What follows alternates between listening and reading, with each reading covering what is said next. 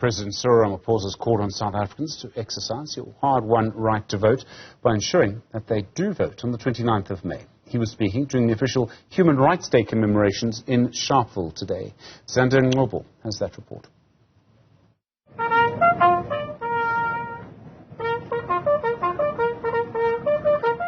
A solemn occasion to remember the 69 lives that were killed at the hands of apartheid police in 1960, all in protest against the pass laws imposed by the regime that believed in racial segregation. But the official government program to lay wreath was not the only one planned for the day.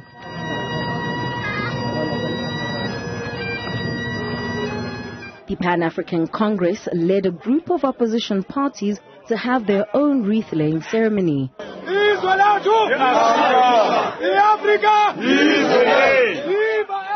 All of this while Ramaphosa was still in a holding room at the Pelindaba cemetery. The people who murdered the workers in Marikana made it a point that Sobukwe and the 69 murdered PIC people were unable to come to their own memorial. Can you imagine that cruelty?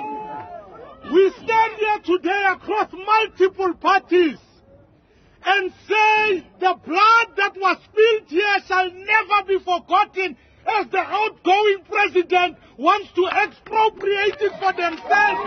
We need change. The ruling party does not want to recognize this day. They don't want to recognize PAC and the giant of Africa, Robert Sobukwe.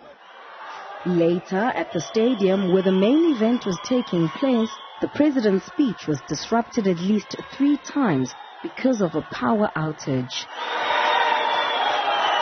A reflection of the energy crisis that bedevils the country whilst reflecting on human rights.